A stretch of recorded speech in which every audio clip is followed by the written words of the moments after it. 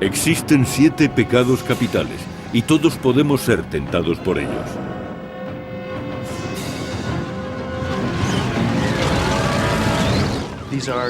Son pecados mortales y tienen graves consecuencias en nuestra vida espiritual. Lujuria, envidia, gula, pereza, avaricia, ira y soberbia. Según la teología cristiana, para cometer uno de estos pecados mortales no hace falta más que desearlo.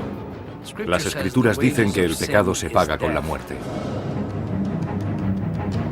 Detrás de cada uno de estos pecados se esconde una historia que explica por qué llegaron a ser mortales.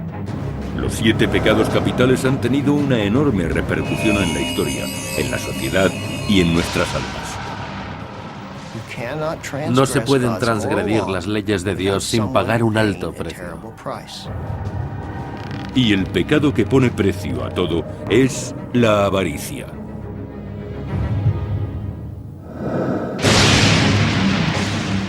Los 7 pecados capitales son una importante concepción cristiana, aunque realmente no aparecen en la Biblia.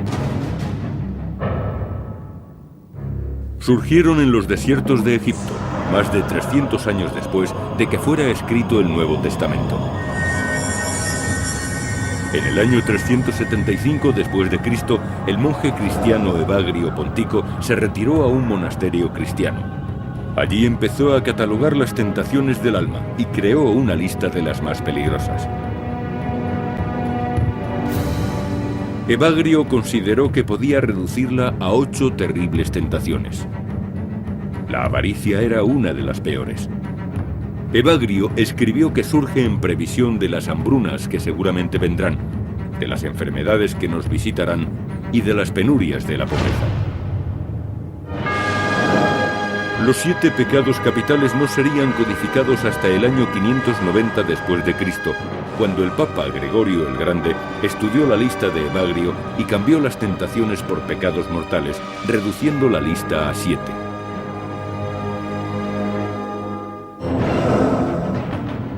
Para el Papa, el hombre avaricioso era un asesino.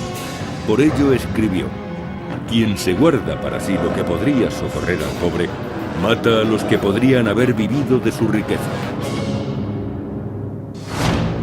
Avaricia, un deseo excesivo o insaciable de riqueza o posesiones. Este pecado tiene muchos nombres: codicia, avidez o rapacidad. Conduce a actividades prohibidas, como el acaparamiento, el engaño, la corrupción y el robo. Todas las personas son susceptibles de la avaricia en todos sus aspectos, tipos y manifestaciones. Los problemas surgen cuando nuestras posesiones nos controlan, en lugar de controlar nosotros a nuestras posesiones. Algunos de los primeros ejemplos del poder de la avaricia se encuentran en la Biblia, en el libro del Éxodo. Moisés bajó del monte Sinaí los 10 mandamientos de la ley de Dios y se los dio al pueblo judío. Esas leyes básicas servirían para guiar a los creyentes. Algunos eruditos de la religión opinan que el 10º mandamiento, no codiciarás los bienes ajenos, da una mayor perspectiva a las demás leyes de Dios. El último, que es la avaricia, no se refiere a una acción, sino a un estado de la mente. La avaricia es una disposición de la cual provienen los demás pecados. En el Talmud, la obra que recoge las antiguas leyes judías, las personas se vuelven avariciosas o cometen pecados debido a su instinto del mal o Yetzer Hara. Para contrarrestar este instinto maligno hacia la avaricia y el egoísmo, el Talmud obliga a ayudar a los demás. En el judaísmo, todas las comunidades deben tener una especie de plato comunitario, que esencialmente es un fondo de caridad. Consiste en que los que más tienen deben dar y ayudar a los que no tienen nada. El judaísmo no se ocupa tanto del pecado individual como el cristianismo. El judaísmo se ocupa del pecado porque perturba el orden natural de la vida. Lo que importa sobre todo es la comunidad, el pueblo de Dios. Pero a pesar de las leyes sagradas, el pecado de la avaricia prosperó en Tierra Santa. En el año 586 a.C., los babilonios conquistaron Jerusalén. En el libro de Jeremías, el profeta interpreta este hecho como un castigo divino hacia una nación que había cometido el pecado de la avaricia. Y escribe: por eso daré sus mujeres a extraños, sus campos a otros poseedores, porque desde el pequeño al grande todos se llenaron de rapiñas. El Antiguo Testamento no fue el único texto de la antigüedad que previno contra la avaricia. En el año 516 a.C., las enseñanzas de Buda se extendieron por la India y en ellas se mencionaba frecuentemente la avaricia. Cuando Buda alcanzó el Nirvana, estableció las 4 nobles verdades que son la esencia de sus enseñanzas. La segunda de ellas dice que el sufrimiento proviene del deseo de poseer bienes terrenales. Esto es la avaricia. La creencia de Buda en el karma fue lo que le llevó a mantener que los avariciosos son castigados reencarnándose en espíritus famélicos. Existe un reino llamado el mundo de los espíritus famélicos, en el que sus moradores nunca llegan a satisfacerse. En consecuencia, todo resulta inadecuado e insuficiente. En el siglo III a.C., el taoísmo ejerció una profunda influencia en China. El libro principal del taoísmo, el Tao Te Ching, atribuido al filósofo Lao Tzu, denuncia claramente la avaricia. El Tao Te Ching dice que la avaricia es la fuente de todos los males del hombre. Hacia el año 350 a.C., una civilización mediterránea consideró de manera similar la avaricia. La antigua Grecia estaba fascinada por el equilibrio tanto en los hombres como en la arquitectura. Y la avaricia era un exceso que debía ser evitado. La leyenda del rey Midas era una descripción popular de la avaricia. Midas era un rey muy rico que quiso serlo todavía más, haciendo que todo lo que tocara se convirtiera en oro. Cuando los dioses le concedieron ese deseo, Midas acabó convirtiendo su comida y accidentalmente a su hija en ese dorado y frío metal. Solo entonces se dio cuenta de su error.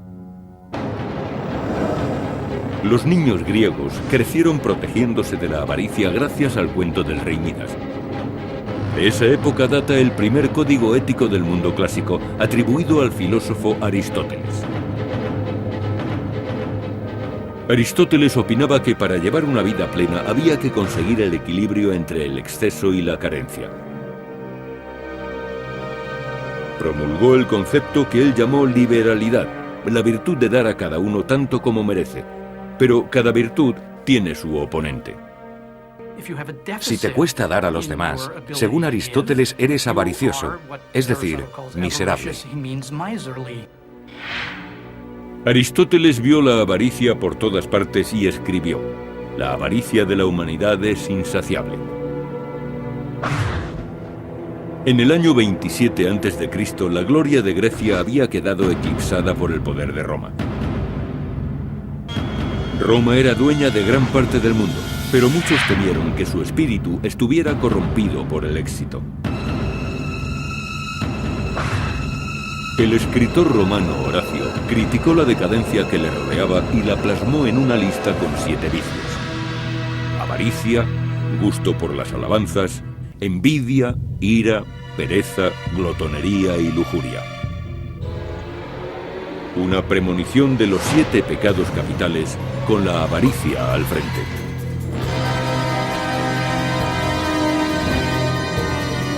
Sin embargo, Horacio no creía que el pecado de avaricia condujera al infierno. No obstante, su castigo consistía en no satisfacer nunca el ansia.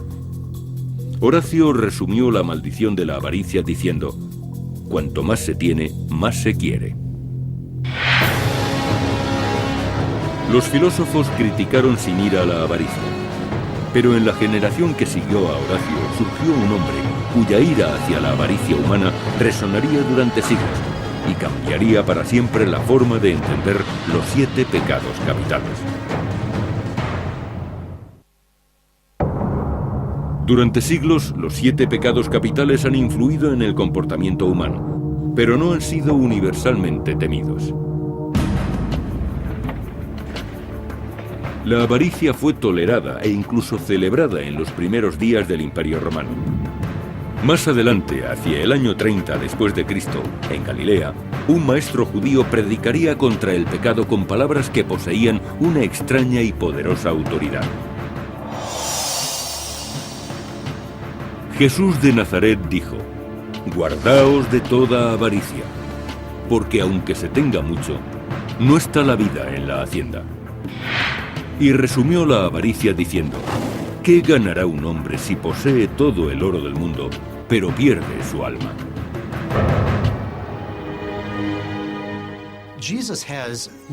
Jesús no cree que sea bueno acumular bienes o dinero. Sin embargo, habla mucho de los pobres. Sois los elegidos, no los ricos. Realmente parece lo contrario de lo que ocurre. Pero Jesús no pensaba así.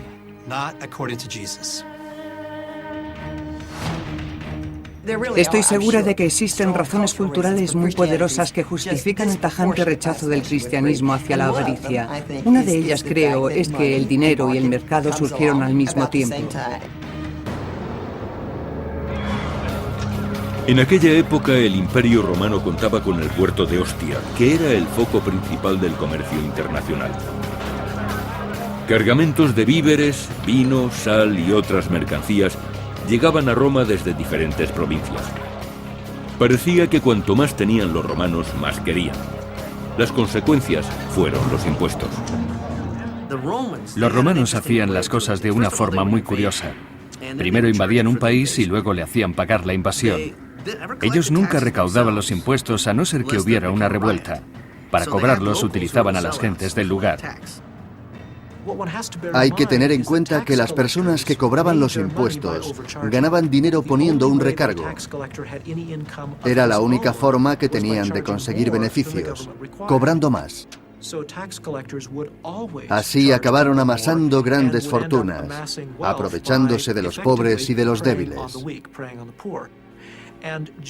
Jesús condenó a los recaudadores porque se aprovechaban de sus propios hermanos y hermanas. Además, entregaban el dinero a un gobierno extranjero.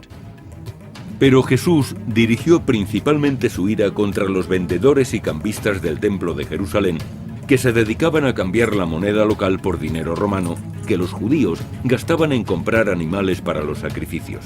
Por este servicio cobraban cierta cantidad. Eran los equivalentes a los que hoy revenden entradas para espectáculos.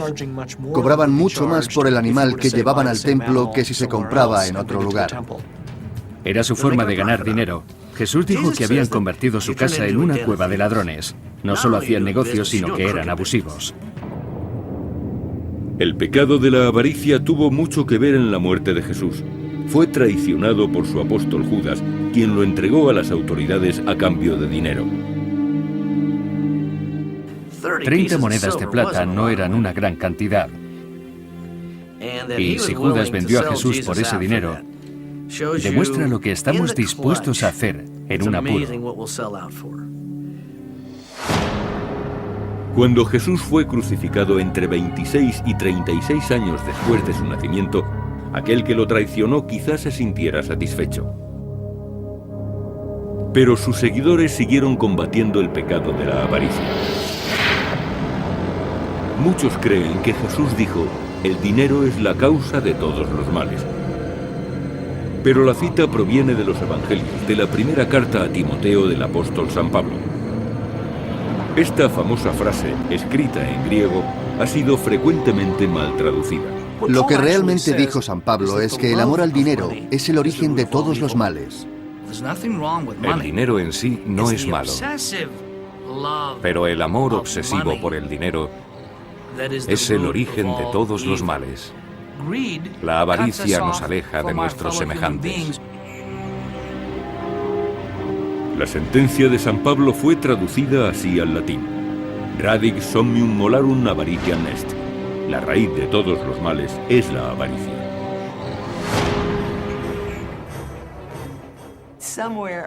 Hacia finales del siglo IV empezó a circular un acróstico que empezaba por radix y seguía por omnium malorum avaritia.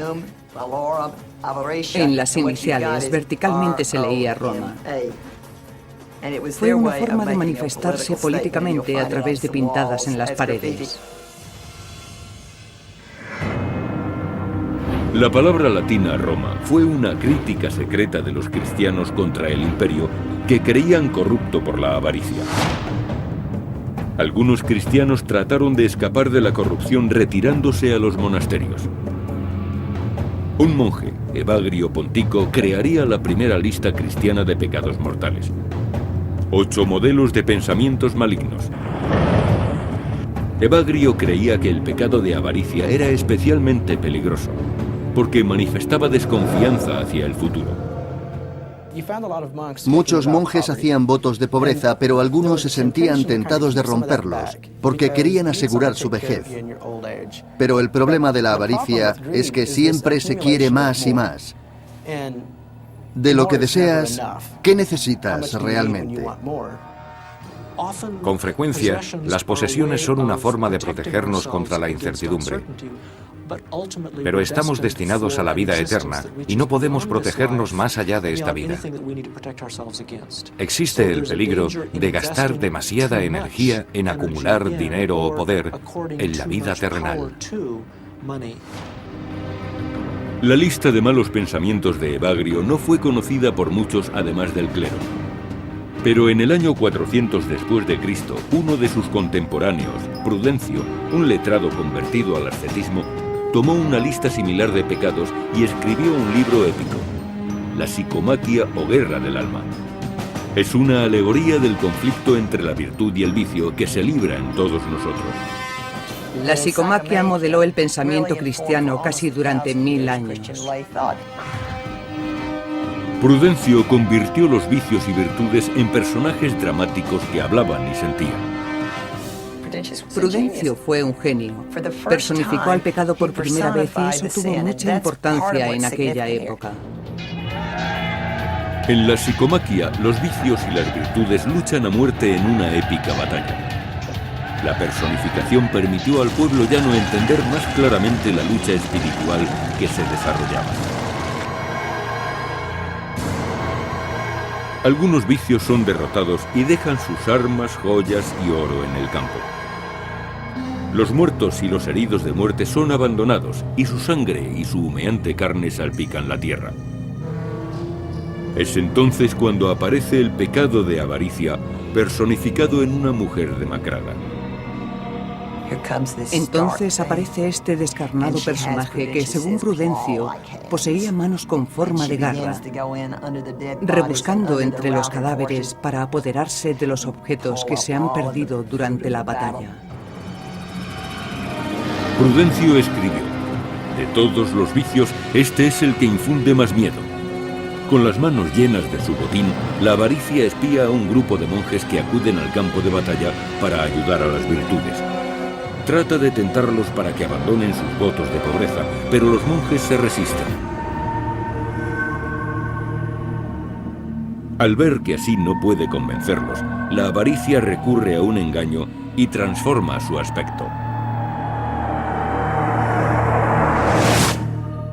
Se asea, se pone un vestido nuevo y se convierte en la frugalidad. La avaricia pretende aparentar que lo único que le preocupa es el bienestar de la infancia. Pero finalmente no consigue sus propósitos y sus trucos la conducen a la muerte. La psicomaquia termina con la victoria de las virtudes sobre los vicios. El pecado de la avaricia evolucionó y continuó prosperando incluso cuando se desmoronaba el Imperio Romano.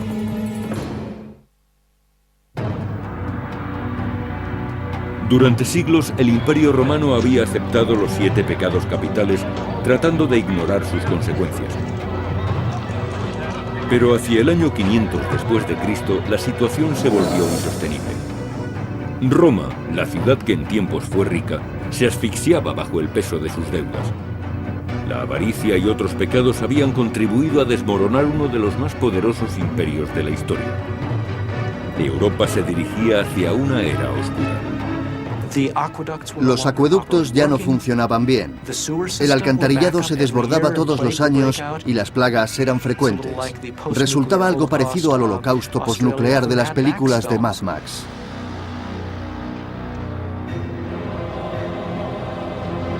En el año 590 después de Cristo, solo la Iglesia mantenía unida a la sociedad occidental.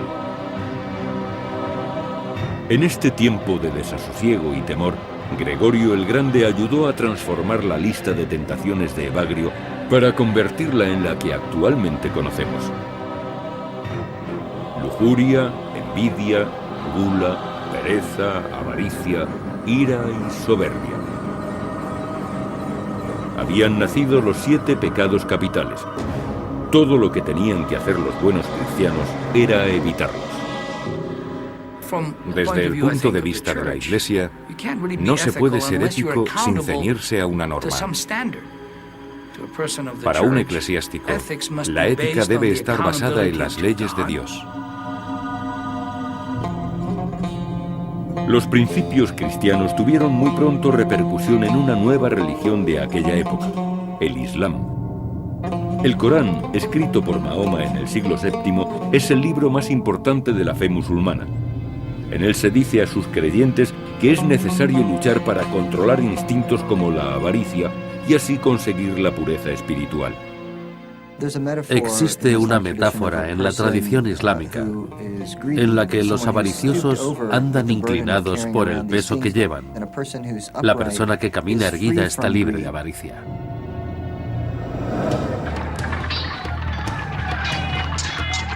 Musulmanes y cristianos combatieron entre sí en la Edad Media, especialmente por el dominio de Oriente Próximo. Las cruzadas fueron organizadas con palabras santas, pero la avaricia los acompañó durante todas sus campañas. En un tiempo en que la riqueza consistía en poseer terrenos, conquistar Tierra Santa era una oportunidad para hacerse rico. Quizá el más famoso de los cruzados, Ricardo Corazón de León, encontró la muerte debido a la avaricia. En el año 1199, Ricardo asaltó un castillo francés en busca de tesoros. Envió a su ejército para asediarlo, pero Ricardo fue herido en el cuello a causa de una flecha. Murió de gangrena, pero el verdadero motivo de su muerte fue su avaricia. Eran muchos los castigos por la avaricia. En 1306, los ingleses atacaron a los rebeldes escoceses del castillo de Kildrum y sobornaron a un herrero de nombre Osbald. El traidor quemó las reservas de alimentos de los defensores. Los ingleses se apoderaron del castillo y Osbald pidió su recompensa: tanto oro como pudiera llevarse. Los ingleses se pusieron furiosos por su avaricia y fundieron el oro que luego echaron en su garganta. Esta terrible muerte tuvo repercusión en su época. Como refleja la obra maestra de Dante Alighieri, la Divina Comedia, en la que aparecen increíbles castigos para los pecadores. Nuestra visión del infierno no proviene de las Escrituras, sino de Dante.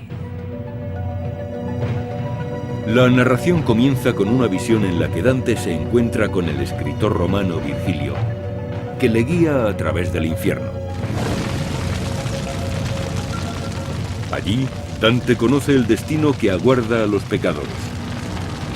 En el cuarto círculo del infierno, Dante encuentra a los avariciosos, que van dando tumbos eternamente cargados con enormes pesos, tan grandes como el oro que ansiaron conseguir en vida.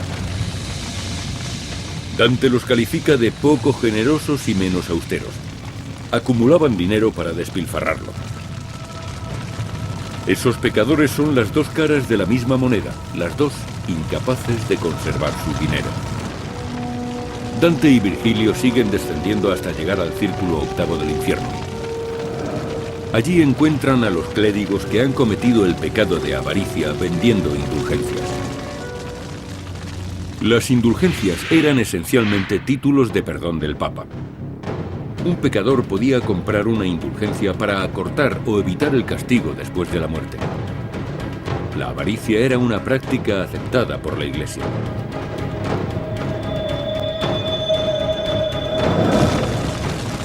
Dante castigaba a los clérigos que se beneficiaban vendiendo la salvación, poniéndolos cabeza abajo en el infierno y con los pies ardiendo, justo al revés que en el ritual del bautismo. Dante y Virgilio visitaron también el purgatorio, un lugar de tormento donde se expían los pecados.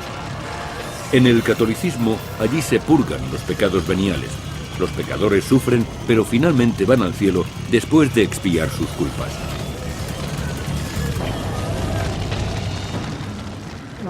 Cuando llega al purgatorio, lo primero que ve son los castigados por su avaricia. Están tumbados, boca abajo, con la cara en el polvo recitando el Salmo 119. Pegada al polvo está mi alma. Sus caras están metidas en el estiércol y no pueden levantar la vista para poder ver la montaña situada encima del purgatorio, que es el lugar donde se encuentra Dios. Eso es lo que Dante dijo del castigo por el pecado de avaricia. La visión del infierno de Dante influyó en la manera de entender el pecado y la avaricia durante los 1500 años siguientes. Pero no fue suficiente para limpiar la iglesia de la avaricia, especialmente la llamada simonía. La simonía consiste en cobrar por los servicios eclesiásticos, tales como la confesión. Entre muchas es la peor manifestación de la avaricia. Cuando la religión, la institución establecida se dedica a tales prácticas, no hay manera de reparar su error. Durante la Edad Media se desarrolló la creencia de que la razón por la que los justos cometían alguno de los 7 pecados capitales era que habían sido poseídos por demonios. La avaricia se había extendido tanto que se le adjudicó su propio demonio, Mammón. Los cristianos tomaron el nombre del Sermón de la Montaña, en el que Jesús dijo: no se puede servir a 2 dueños, Mammón y Dios. Tenéis que elegir uno u otro. En vida de Jesús, Mammón era una palabra aramea que significaba riquezas o propiedades, pero su significado cambiaría en la Edad Media. Esa palabra se hizo sinónimo de demonio. En la demonología, Mammón se convertía en demonio según el cristianismo. Un demonio salido del infierno, la avaricia, el enemigo de la caridad y destructor de la paz.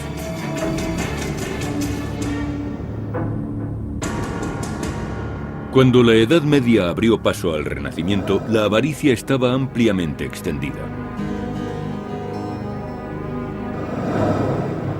En 1557, Peter Bruegel, el gran pintor flamenco, plasmaría el pecado de la avaricia en su cuadro Pez grande se come al chico.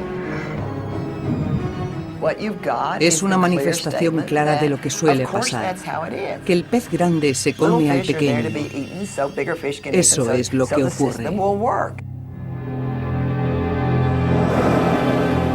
El capitalismo estaba a punto de aparecer y el pecado de avaricia ya no volvería a ser el mismo. Los 7 pecados capitales fueron codificados por la Iglesia Católica para que los justos llevaran una vida más piadosa. Hacia el siglo XVI, la piedad y la avaricia iban de la mano. Los europeos viajaban al Nuevo Mundo para extender el cristianismo y para conseguir oro. Los protestantes que se establecieron en América del Norte ensalzaban las virtudes del trabajo duro y del ahorro, mientras algunos comerciantes apilaban riquezas. Durante el siglo XVIII el mundo empezó a reconsiderar el pecado de avaricia y dio el siguiente paso en su evolución, el capitalismo. En 1776, el filósofo escocés Adam Smith publicó un estudio sobre el comercio al que llamó La riqueza de las naciones. Su obra revolucionaría la forma de pensar en el dinero y la avaricia. Los americanos creen que en 1776 solo hubo un acontecimiento, su declaración de independencia. Pero además ocurrió algo muy importante y significativo para el mundo, quizá tanto como aquello, la publicación de La riqueza de las naciones de Adam Smith. El libro fue el primer documento que sentó los principios de la economía y del capitalismo. Según él, el egoísmo de los individuos, su afán de posesión, incluso su avaricia, podían llegar a ser positivos. Smith, llamado el padre de la economía moderna, escribió en su obra de 1759, La teoría de los sentimientos morales, sobre los beneficios que traería a la sociedad que la gente obrara según sus intereses. Eso daría lugar a un mundo en el que la economía sería guiada por una mano invisible. La mano invisible es el interés propio. La avaricia es el motor del comercio y de las transacciones. Cambiamos algo que valoramos menos por algo que valoramos más. Adam Smith afirmaba que si millones de personas egoístas que solo pensaran en ellos mismos se dedicaban a comprar, revitalizarían el mercado y una mano invisible haría que todo funcionara a la perfección.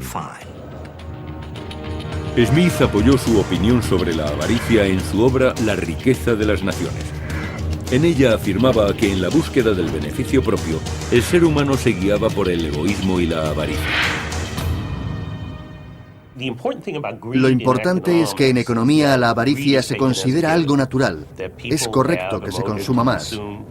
Y también, según la economía, la avaricia puede ser dominada para conseguir un bien social, mediante un mercado libre y competitivo. El pecado de la avaricia generaría una indeseable rama del mercado en aquella época, el tráfico de esclavos. Se estima que durante el largo viaje entre África y el Nuevo Mundo morirían entre el 10 y el 20% de esclavos negros y de tripulantes blancos. Ese era el precio del negocio.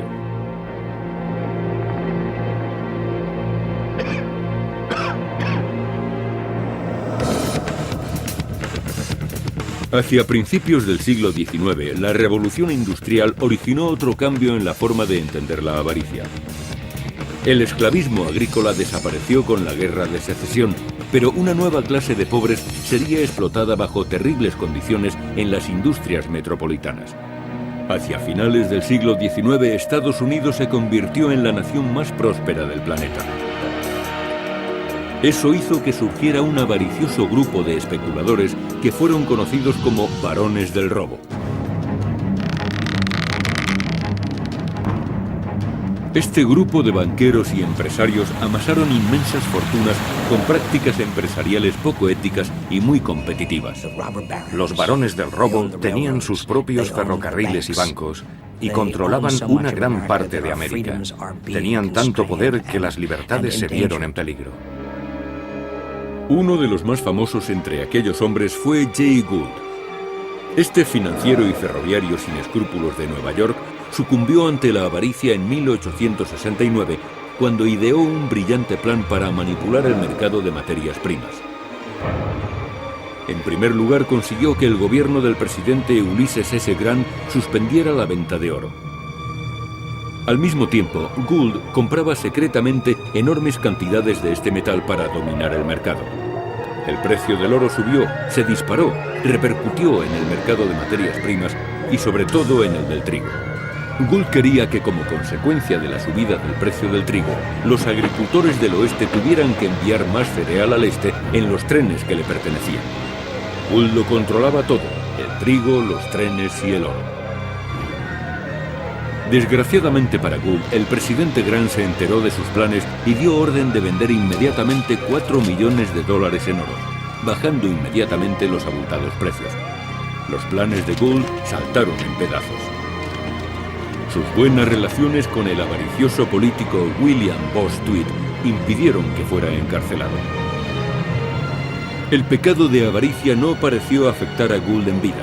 Cuando murió, su fortuna fue estimada en $72 millones, unos 1.600 millones de dólares actuales. El capitalismo siempre ha llevado las semillas del exceso y siempre se ha valido de personas ambiciosas, egoístas y avariciosas. Pero la edad dorada de los barones del robo no perduraría. Theodore Roosevelt y el Tribunal Supremo aprobaron leyes contra el monopolio, contra los individuos que el presidente denominó malhechores de la gran riqueza. Queremos un sistema capitalista, pero no concentrado en pocas personas. Las primeras décadas del siglo XX fueron progresistas. Existían leyes antimonopolio que impedían la excesiva acumulación de riquezas, especialmente en las compañías petrolíferas y de ferrocarriles. En 1911, el Tribunal Supremo ordenó al millonario Rockefeller que fraccionara la Standard Oil Company, un monopolio que controlaba el 70% de las refinerías americanas. La Standard se dividió en 34 compañías independientes.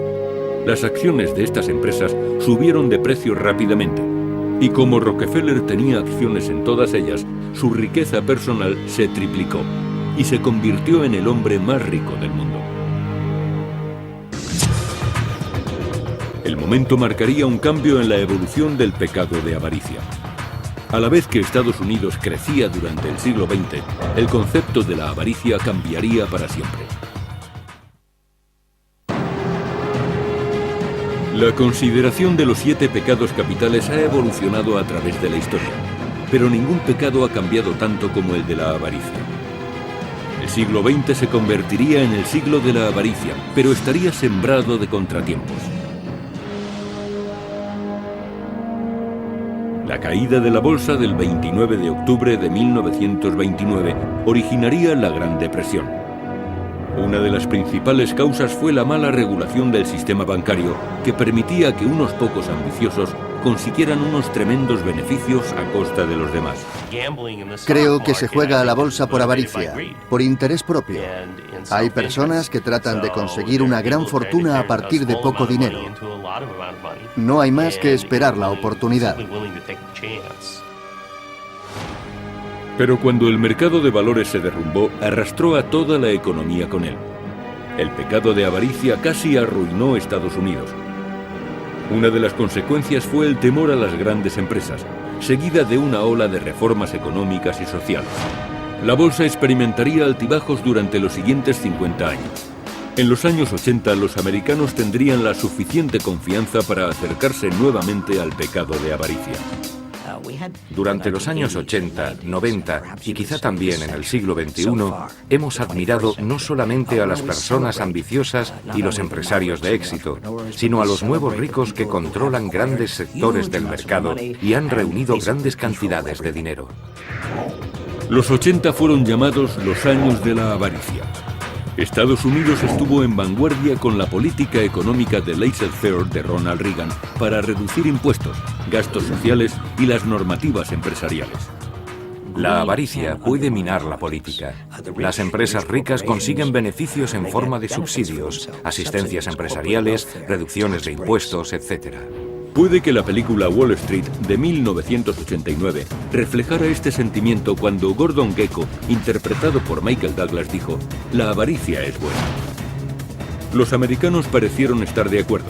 En la actualidad, el 50% son poseedores de acciones. Algún día seremos ricos e invertiremos en acciones, pero hay millones de personas que tratan a la vez de obtener beneficios en el mercado y no lo consiguen, porque ellos son el mercado. Las escrituras dicen que la avaricia es pecado, pero algunos científicos opinan que es algo natural, no una tentación del demonio, sino una manifestación neurológica. Cualquiera de nuestras acciones se basa en la actividad neuronal del cerebro. Las imágenes por resonancia magnética nos muestran qué es lo que ocurre cuando el cerebro humano se vuelve avaricioso. Es muy conocido lo que ocurre cuando queremos mucho de algo. En el momento que deseamos una cosa, producimos una sustancia llamada dopamina, un neurotransmisor que nos hace sentir bien. Los animales aprietan palancas para aumentar sus dosis de dopamina, tanto que incluso llegan a morir si no dejan de presionar la palanca. ¿Por qué no aprietas Start? Vale. Cuanto más grande es el globo, más dinero gano. Exacto. En este ensayo de comportamiento de riesgo, los participantes inflan un globo generado por ordenador. Cuanto más hinchado está, más dinero ganan. Pero si son demasiado ambiciosos, el globo estalla y lo pierden todo. La cuestión no es ser o no avaricioso. La cuestión es saber hasta dónde llega la avaricia, si podremos dominarla y si sabremos ponerla a nuestro favor. Para saber cómo influye la avaricia en las negociaciones empresariales, el Dr. Gary Bolton, economista de la Universidad de Penn State, utiliza una prueba fascinante llamada el juego definitivo. El juego consiste en dos regateadores que tratan de ponerse de acuerdo sobre cómo repartirse $20. Uno puede proponer que el otro se quede con 5 y él con 15. El primero puede aceptar o rechazar la oferta. Si la acepta, se reparten $5 y $15 respectivamente. Y si la rechaza, se queda sin nada. Ese es el juego y esas son las reglas. No hay más segundas vueltas. Casi la mitad de los que hacen las ofertas están dominados por la avaricia y proponen una cantidad mínima. Y alrededor del mismo porcentaje de oponentes aceptan una oferta muy pequeña con tal de conseguir dinero. Puede que los dos sean ambiciosos, aunque algunos lo sean menos.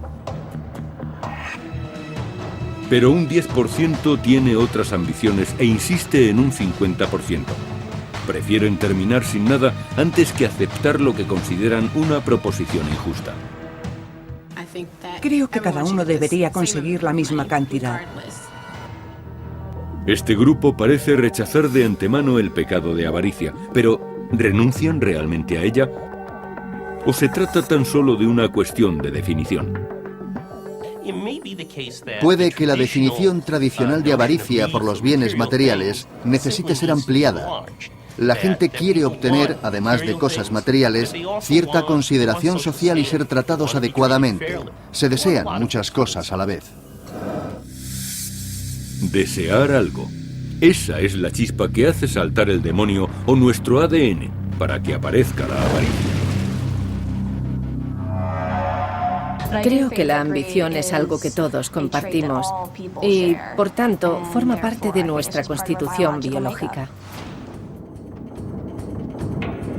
Si la ciencia demuestra que la avaricia está en nuestro ADN, ¿significaría que no podemos controlarla? El Papa Gregorio y el monje Evagrio dijeron que la envidia es el mismo demonio. Los varones del robo y los iconos de Hollywood opinan que la avaricia es buena. ¿Quién tiene razón? Sin importar la respuesta, hay algo que es cierto. Así es la avaricia y nadie podrá derrotarla.